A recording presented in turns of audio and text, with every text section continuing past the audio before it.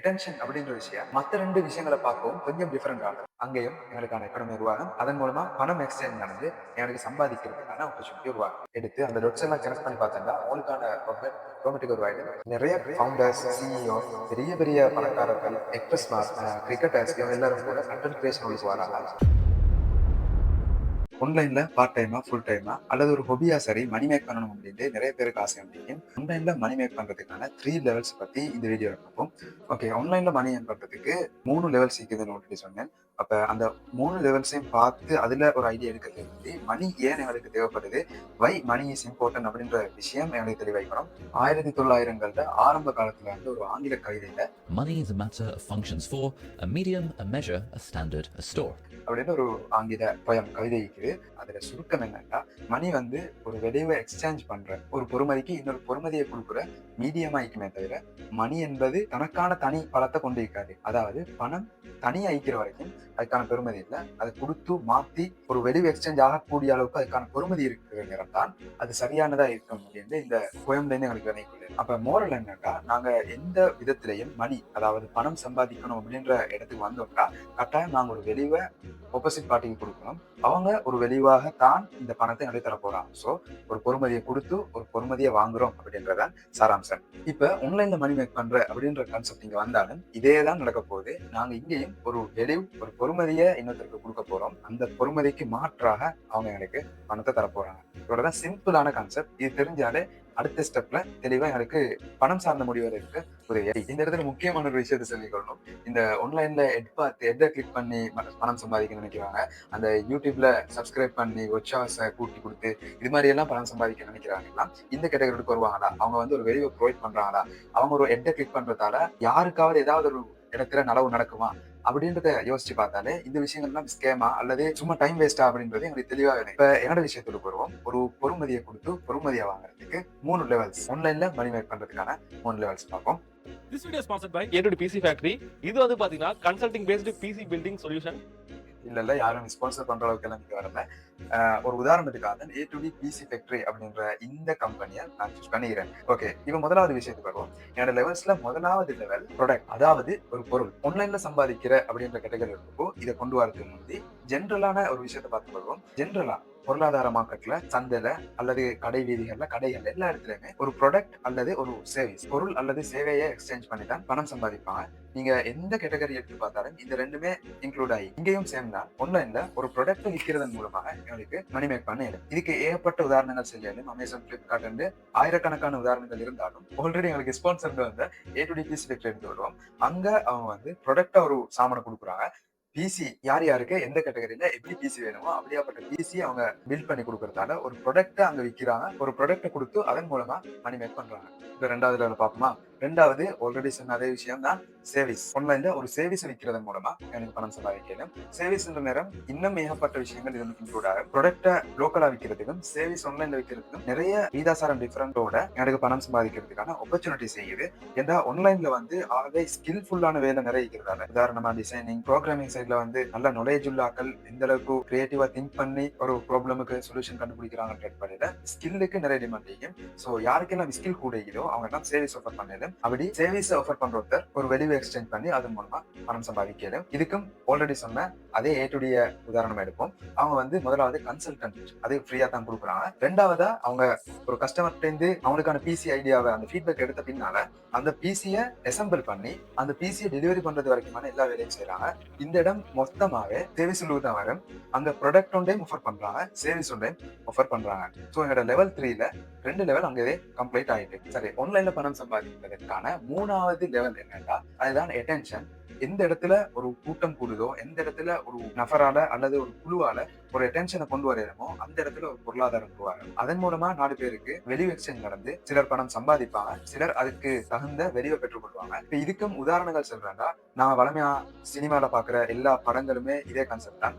அங்க வந்து ஒரு செட் ஆஃப் ஆடியன்ஸ் சீக்கிறாங்க. அந்த ஆடியன்ஸுக்கு ஏற்ற மாதிரி படங்களை டிரெக்டர்ஸ், ப்ரொடியூசர்ஸ், ஆக்டர்ஸ் எல்லாருமே கலந்து ஒரு மாஸ்டர் பீஸ் ரெடியாக்குற நேரம் அங்க மொத்த மக்கள், மொத்த ஆடியன்ஸ் அட்டென்ஷனுமே அங்க போயிட்டு அதன் மூலமா ஒரு எக்கானமி உருவாகும். அதன் மூலமா மணி எக்ஸ்சேஞ்ச் நடக்கும். அந்த மணி எக்ஸ்சேஞ்ச் மூலமா ஒரு கூட்டம் பணம் சம்பாதிக்கும், இன்னொரு கூட்டம் அதுக்கு தகுந்த பொறுமதியை பெற்றுக்கொள்ளும். ஆக இந்த 3வது அட்டென்ஷன் அப்படின்ற விஷயம் மற்ற 2 விஷயங்களை பார்க்கவும் கொஞ்சம் டிஃபரெண்ட் ஆனது. ஆன்லைன் பக்கம் வர நேரம் கம்ப்ளீட்டா டிஃபரெண்ட் ஆகும், கம்ப்ளீட்டா மாஸ்டர் பீஸான அவுட்புட்டை கொடுக்கறதுக்கு மிகப்பெரிய லெவல்ல மணி மேக் பண்றதுக்கும் காரணமாயிருக்கும். ஸோ ஒரு நபரால அல்லது குழுவால அல்லது ஒரு ஆர்கனைசேஷனால நுகர்வோர்ட அல்லது ஃபேன்ஸ்ட அல்லது ஆடியன்ஸ்ட அட்டென்ஷனை கிராப் பண்ணி மக்களை எங்கட பக்கம் திரும்பி பார்க்க வைக்கிறதா அங்கேயும் எங்களுக்கான எக்கனாமி உருவாகும். அதன் மூலமா பணம் எக்ஸ்சேஞ்ச் நடந்து எங்களுக்கு சம்பாதிக்கிறதுக்கான ஆப்பர்ச்சுனிட்டி உருவாகும். சரி, இந்த அட்டென்ஷன்ன்ற விஷயத்திலையும் என்னோட A2D PC ஃபேக்டரியோட உதாரணத்துக்கு வந்தோம்னா கிட்டத்தட்ட 1 மில்லியன் பிளஸ் சப்ஸ்கிரைபர் உள்ள ஒரு மிகப்பெரிய யூடியூப் சேனல். அந்த யூடியூப் சேனல்ல ஃப்ரீயான வேல்யூபிள் கண்டென்ட் அவர் ப்ரொவைட் பண்றதன் மூலமா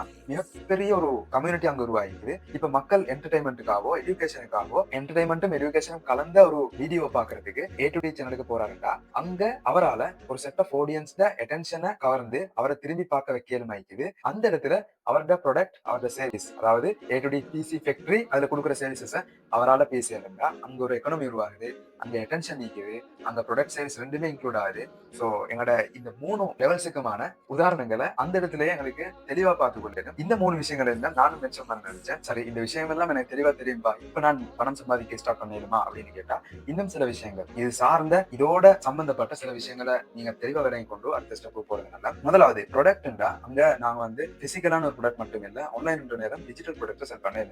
டிஜிட்டல் ப்ராடக்ட்ல உள்ள ஆகப்பெரிய அட்வான்டேஜ் என்னன்னா வேற எதுலையுமே கிடைக்காத ஒரு மிகப்பெரிய ஆப்பர்ச்சுனிட்டி. நீங்க ஒரு டிஜிட்டல் ப்ராடக்ட் உருவாக்குறீங்க, ஏதாவது ஒரு ப்ராடக்ட் அதை வந்து ரீப்ரொடக்ஷன் பண்றதுக்கும் திரும்ப காஸ்ட் போகாது, டிஸ்ட்ரிபியூட் பண்றதுக்கும் திரும்ப காஸ்ட் போகாது, ஏன் மெயின்டெனன்ஸ் பண்றதுக்கு கூட திரும்ப காஸ்ட் வந்து போகாது. உதாரணமா நீங்க ஒரு இபுக் ஒன்று எழுதி பப்ளிஷ் பண்றீங்கன்னு இப்போ அந்த இபுக்ல நல்ல வேல்யூபிள் கண்டென்ட் எல்லாம் கொடுத்தீங்கன்னா நீங்க பேசுற சப்ஜெக்ட்டுக்கு ரிலவெண்டான கஸ்டமர்ஸ் அங்க எப்படி வர போறாங்க. அப்படி நீங்க ஒரு ப்ராடக்ட்டை உருவாக்கிட்டீங்கன்னா அந்த ப்ராடக்ட்டுக்கு ஃபர்ஸ்ட் டைம் மட்டும் ப்ரொடக்ஷன் காஸ்ட் பே செய்யும், அது திரும்ப ரீக்ரியேட் பண்றதுக்கு எந்த காஸ்ட்டுமே போகாது. காப்பி பேஸ்ட் பண்ணினா சிம்பிளா ரீப்ரொடக்ஷன் பண்ணிக்கொள்ள இயலும்.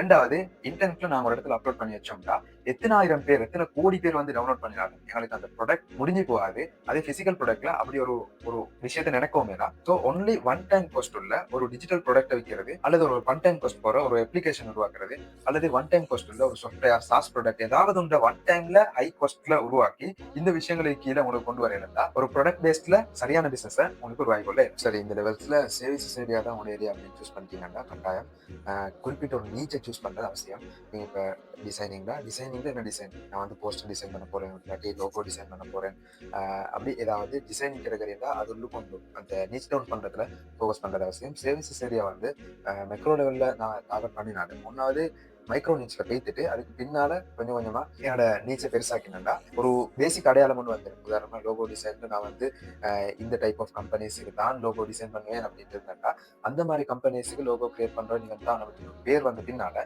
நாங்க என்னோட நீச்சை கொஞ்சம் எக்ஸ்பிளைன் பண்ற நேரமே எனக்கு நல்ல ப்ராஃபிட்ஸை பாக்குறதுக்கு சான்சஸ் இருக்கு. சர்வீசஸ் ஏரியால நீச் டவுனிங் வந்து முக்கியமான விஷயம். அடுத்ததா அந்த நீச் நீ சூஸ் பண்ற அந்த மைக்ரோ நீச் ஆனது ஹைலி டிமாண்டான நீச் உண்டா அப்படின்றத செக் பண்ணிக்கொள்ளுங்க. இப்போ லோகோ கிரியேட் பண்ற ஒரு டிசைனர் இருக்கா, அவர் வந்து எஸ்தட்டிக் லோகோல மாஸ்டர் அப்படின்ற கிராஃபிக் டிசைனர், அது உள்ளுக்கு லோகோ டிசைனர், அது உள்ளுக்கும் எஸ்தட்டிக் லோகோ டிசைனர் அப்படின்ற மாதிரி இன்னும் நீச் டவுன் பண்ணி ஒரு இடத்துக்கு போறதுக்கும் அந்த இடத்துக்கு டிமாண்ட் அதிகமாக இருக்குக்கும் கிரவுண்ட் ரிசர்ச் பண்ணிக்கொள்ளுங்க. அப்ப காம்படிஷன் குறவாய்க்கும் சப்ளை குறவாய்க்கும் டிமாண்ட் அதிகமாகிக்கும் அந்த ஏரியால என்னோட கால் தான் முதலாவது. சிம்பிளா சொல்றேன்டா, எந்த சர்வீசஸ்க்கு மக்கள் பே பண்ண ரெடி ஆயிடுறாங்களோ, எந்த சர்வீசஸ் மக்களுக்கு தேவைப்படுதோ அப்படியாப்பட்ட சர்வீசஸ்ல நீச் டவுன் பண்ணி சூஸ் பண்ணி கொடுங்க. நீங்க கம்ப்ளீட்டா ஜீரோவா இருந்தாலும் பரவாயில்ல, அதுல இருந்து கொஞ்சம் கொஞ்சமா வளர்ற நேரமே உங்களுக்கான பிராண்டையும் பில்ட் பண்ணி பிராண்ட் இமேஜையும் பில்ட் பண்ணி சேம் டைம் பீப்புள் அதுக்கு பே பண்ண ரெடி ஆகிக்கிறாங்களா அப்படின்றத கன்ஃபார்ம் பண்ணி கொள்ளுங்க. இப்ப திரும்ப தேர்ட் பார்ட்டுக்கு வருவோம். அட்டென்ஷன் அப்படின்னு வந்துச்சுன்னா கண்டென்ட் மார்க்கெட்டிங்கிறது நல்ல முக்கியமான ஒரு விஷயம். இப்ப நான் ஆன்லைன் சம்பந்தமா மட்டும் பேசுறதால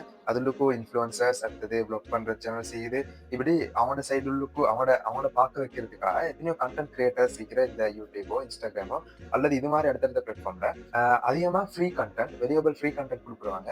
அதுக்கு அடுத்தது அது சார்ந்த ஒரு ப்ராடக்டையோ சர்வீசஸையோ ஆஃபர் பண்றதன் மூலமாக ஒரு நல்ல மணி மேக் பண்ற ஆப்பர்ச்சுனிட்டி கிடைக்கும். உதாரணமா நீங்க வந்து கம்ப்யூட்டர் செல்லர் ஆகிறீங்கன்னா கம்ப்யூட்டர்ஸை பத்தி விற்கிறத பத்தி மட்டும் பேசாம அதுல பேக்ரவுண்ட்ல ஹார்ட்வேர் சைட்லயோ அல்லது கம்ப்யூட்டர் டிப்ஸ் அண்ட் ட்ரிக்ஸ் இது மாதிரி பேசி ஒரு வேல்யூபிள் கண்டென்ட் ஃப்ரீயா மக்களுக்கு ப்ரொவைட் பண்ண நேரம் உங்களுக்கான ஆடியன்ஸ் பில்ட் ஆகும், உங்களுக்கான அட்டென்ஷன் கிடைக்கும். எப்ப அட்டென்ஷன் கிடைக்குதோ அப்ப உங்களுக்கு மானிட்டைஸ் பண்றதுக்கான ஆப்ஷன்ஸ் கிடைக்கும். ஃப்ரீ கண்டென்ட் ப்ரொவைடிங் வந்து அட்டென்ஷன் பிராண்டிங் தான் முக்கியமான விஷயம். ரெண்டாவதா அட்டென்ஷன் உள்ளுக்கும் பர்சனல் பிராண்டிங் அடுத்ததா இருக்கும். அப்ப பர்சனல் பிராண்டிங் எந்த அளவுக்கு ஸ்ட்ராங் ஆகிதோ அந்த அளவுக்கு உங்களுக்கான ஆடியன்ஸுக்குரிய ட்ரஸ்டும் இயும். இப்ப நீங்க சென்னா அதை வாங்குறதுக்கு எந்த தயக்கமும் இல்லாம இவர் சென்னார்டா சரிதான்டா அப்படின்னு போற மாதிரி கண்மூடித்தனமான ட்ரஸ்ட் ஒன்று உருவாகும். அப்ப நீங்க வந்து மனஸ்டா எல்லாருக்கும் நீக்கிற நேரம் இந்த பர்சனல் பிராண்ட் வந்து தலை நிமிர்ந்து தொடர்ந்து நீக்கும். அப்ப நீங்க ஃப்ரீ கண்டென்ட்டை ப்ரொவைட் பண்ண தொடங்கினீங்கன்னாலே உங்களுக்கான ஆடியன்ஸும் ஆட்டோமேட்டிக்கா பில்ட் ஆக தொடங்கும். இந்த அட்டென்ஷன் சைடுக்கு வரணும்னா கட்டாயம் ஏண்ட சஜஷனும் ஃப்ரீ கண்டென்ட் ப்ரொவைடிங்கா தான் இருக்கும். இது இல்லாம அட்டென்ஷனை எடுக்கிறதுக்கு இன்னும் பல விதங்கள்ல பல வழிகள் இருக்குது. நீங்க சொல்றது ஃப்ரீ கண்டென்ட் இல்ல, ஃப்ரீ டெலிவரபிள் கண்டென்ட். அந்த ப்ராடக்ட் அல்லது சர்வீஸ் சார்ந்த அந்த மக்களுக்கு தேவையான ஒரு நாலேஜை கொடுக்கறதுக்கான முயற்சி தான் நாங்க வைக்கணுமே தவிர அந்த லிப்ஸ் மேட்ச் பண்ணி டப் மேட்ச் பண்ற மாதிரி டூயிட் வீடியோஸ் எல்லாம் போடுறது பிசினஸ் என்ற வகையில நல்லாவே இருக்காது. ஸோ அந்த விஷயங்களை பார்த்துட்டு உங்களுக்கான ஆன்லைன் ஜேர்னியை எப்படி கொண்டு போக போறீங்க அப்படின்றத முடிவு பண்ணி கொள்ளுங்க. இப்ப நான் இங்க சொன்னது ஏதோ ஒரு விதத்துல சில விஷயங்கள் தச்சார மாதிரி அந்த விஷயங்களை எடுத்து அந்த டொட்ஸ் எல்லாம் கனெக்ட் பண்ணி பார்த்தா உங்களுக்கான ஆட்டோமேட்டிக் ஒரு ஆயிடும். ஸோ ஆன்லைன்ல நீங்க பண்றது யாரும் நிற்க முடியாது இன்ஷா அல்லாஹ். அடுத்ததா அட்டென்ஷன் பக்கம் இன்னும் நிறைய விஷயங்கள் பேசுறது. நிறைய ஃபவுண்டர்ஸ், சிஇஓ, பெரிய பெரிய பணக்காரர்கள், எக்ஸ்பிரஸ்மார், கிரிக்கெட்டர்ஸ் இவங்க எல்லாரும் கூட கண்டென்ட் கிரியேஷன் உள்ளுக்கு வராங்க. இந்த கண்டென்ட் கிரியேஷன்ன்றது நான் சும்மா சாதாரணமா பாக்குறதை தாண்டி இன்னும் நிறைய விஷயங்கள் உள்ளடக்கின ஃபீல்ட் ஆகிக்குது. இது சம்பந்தமா பேசணும்னா கமெண்ட் செக்ஷனை மென்ஷன் பண்ணிக்கிறேன். அதோட 1000 ட்ரூ ஃப்ரெண்ட்ஸ் அப்படின்னு ஒரு தியரி இருக்குது. இந்த தியரி சம்பந்தமாகவும் அடுத்த வீடியோக்கள் இருக்கும். இந்த வீடியோ உங்களுக்கு யூஸ்ஃபுல்லா இருந்தா ஃப்ரெண்ட்ஸ் அண்ட் ஃபேமிலியோட ஷேர் பண்ணிக்கொள்ளுங்க. இன்னொரு நல்ல வீடியோல திரும்பவும் மீட் பண்ணுவோம். Thank you. Have a nice day.